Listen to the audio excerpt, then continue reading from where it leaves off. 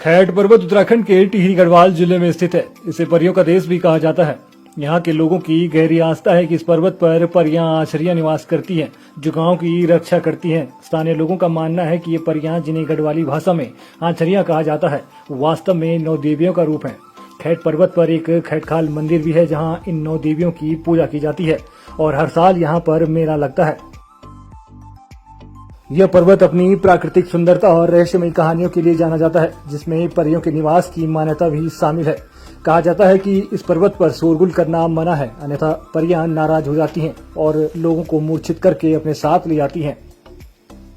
रात के समय वहां परियों की परछाई या हंसी की आवाजें सुनाई देती हैं। परियों का देश कहे जाने वाला यह अनोखा शिखर रहस्य और पौराणिक कथाओं से भरा हुआ है। खैट पर्वत की इन मान्यताओं और कहानियों ने इसे न केवल एक रहस्यमय स्थान बनाया है, बल्कि स्थानीय लोगों व प्रकृति प्रेमियों के लिए श्रद्धा और आस्था का केंद्र भी है। लेकिन बीते कुछ समय से खैट पर्वत पर स्थित मंदिर में तथाकथित साध्वी को लेकर बवाल मचा हुआ है। हमने आपको पहले भी साध्वी की श्रद्धालुओं से हो रही बहस व साध्वी देवयानी गिरी द्वारा बहुत ही असभ्य भाषा का प्रयोग करते हुए खबर दिखाई थी, जिसके बाद न तो मंदिर समिति ने मामले का संज्ञान लिया और न ही किसी ने जिम्मेदार अमले से शिकायत की। हाँ, लेकिन साध्वी देवयानी गिरी ने स्थानीय युवाओं की शिकायत जरूर की है, और वो भी राष्ट्रीय महिला आयोग से। ये कहना है सामाजिक कार्यकर्ता सागर भंडारी का। आखिर क्या कुछ है पूरा मामला, आप भी देखिए।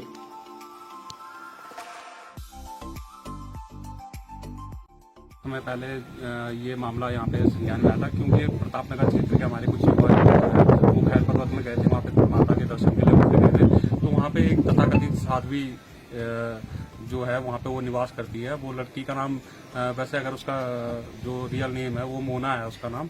और वो जब हमारे स्थानीय युवा वहाँ पे दर्शन के लिए गए, माता के दर्शन के लिए गए, तो वो जो वहाँ पे साध्वी खुद को बताती है, उसने वहाँ पे बहुत गाली गलौज की और अभद्र भाषा का व्यवहार किया। और उसका कहना यह है कि भाई किसी को भी अगर यहाँ पे खैट पर्वत में आना है और आगे किसी को भी कुछ मंदिर का वो करना है, तो यहाँ पे परमिशन लेनी पड़ेगी पहले बाकायदा उस साध्वी से दर्शन की।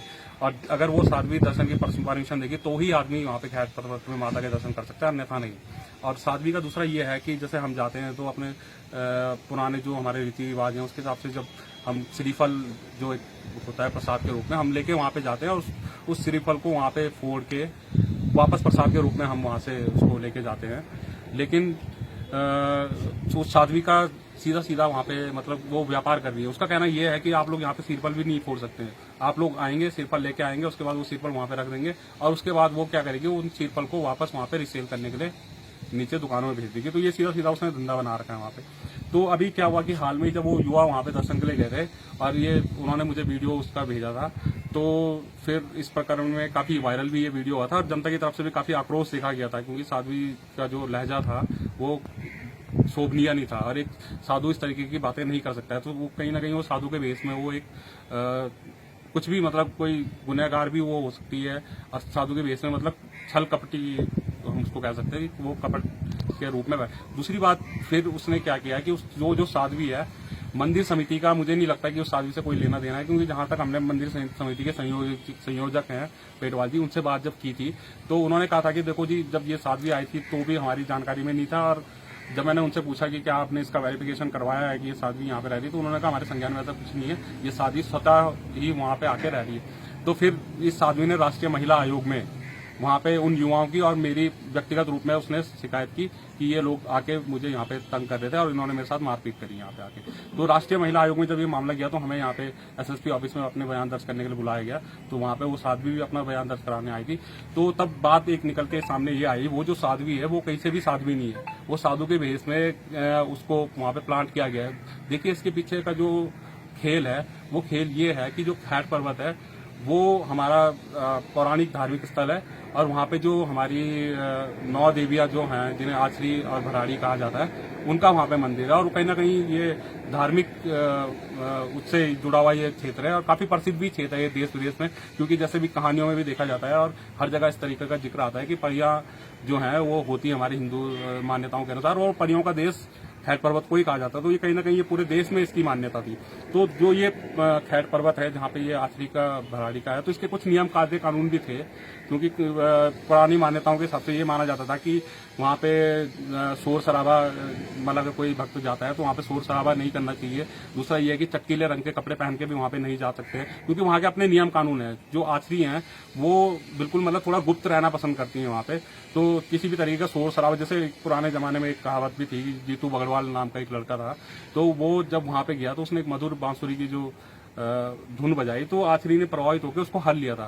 तो तब से माना जाता है कि वहाँ पे अगर कोई जाएगा तो वो बिल्कुल शांतिपूर्वक जाएगा, और ना वहाँ पे कोई शोर शराबा करेगा, ना वहाँ पे कोई चटकीले रंग के कपड़े पहनेंगे। और जो माता है वो माता का शक्तिपीठ वहाँ पे वो है, जो खैट पर्वत है। तो शक्तिपीठ में क्या होता है कि जो सुबह 7 बजे से लेकर सूर्य उदय होने से और सूर्य अस्त तक का जो समय है वो वहाँ पे दर्शन का समय होता है, और वहाँ तक दर्शन होना चाहिए। लेकिन अब आगे जिस हिसाब से वो साध्वी है, साध्वी का कहना यह था कि मुझे किसी बाबा ने यहाँ पे भेजा है, और मुझे नहीं पता कि साध्वी के पीछे कौन बाबा है, कौन बड़े बड़े बाबा लोगों का, किन अखाड़ों का इनका साथ है।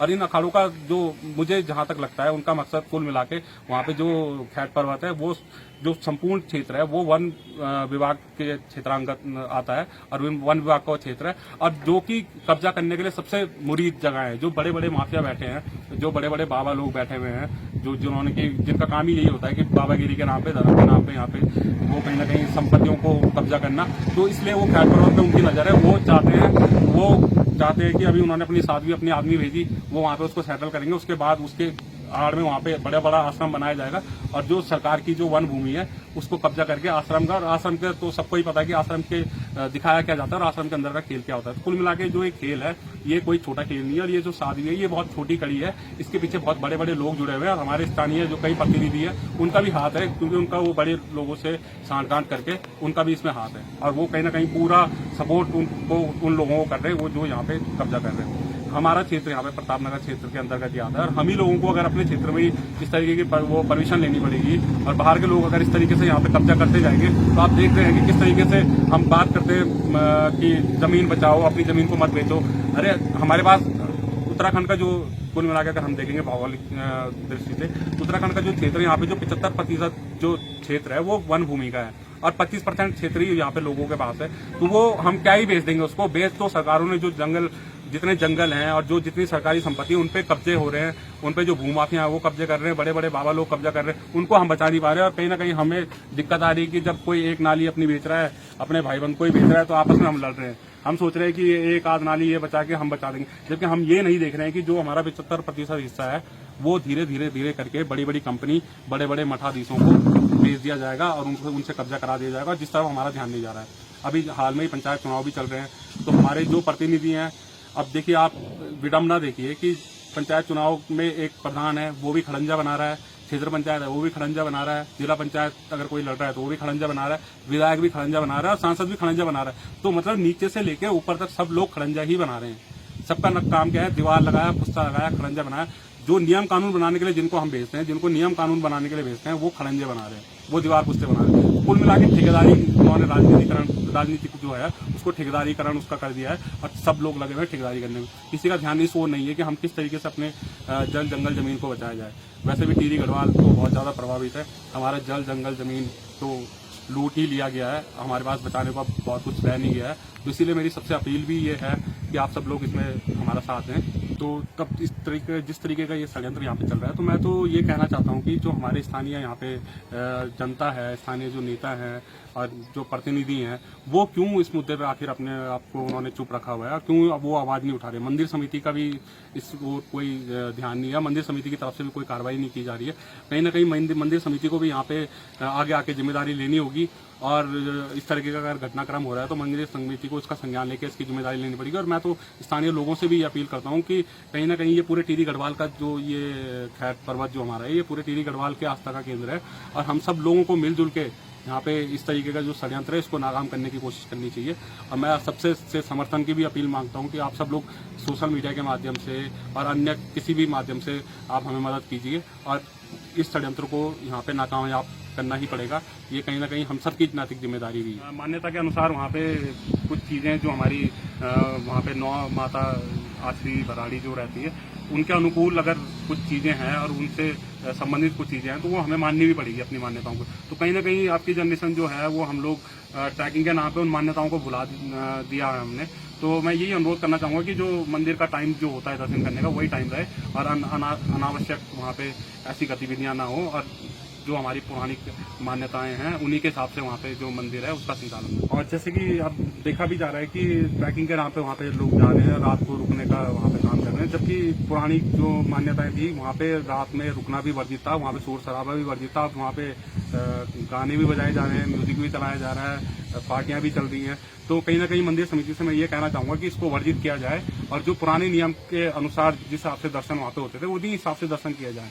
शक्तिपीठ है, शक्तिपीठ में किसी अखाड़ों का कोई मतलब नहीं बनता है। वहाँ पे किसी, चाहे वो जूना अखाड़ा है या कोई और भी अखाड़े हैं, उनका कोई मतलब नहीं बनता। वो हमारा शक्तिपीठ है, वहाँ पे हमारे पुजारी होनी चाहिए और दिन में जो पूजा का जो समय है उसी टाइम पे ही पूजा हो और रात्रि के समय पे, क्योंकि जो हमारी यात्रियां हैं वो पहले से भी पसंद नहीं करती हैं कि ज्यादा वहाँ पे लोगों का आवागमन हो या वहाँ पे शोर शराबा हो। तो उसी तरीके से ही मतलब जो हमारी पुरानी मान्यता है उसी के अनुसार ही वहाँ पे नियम कानून बनाए जाए।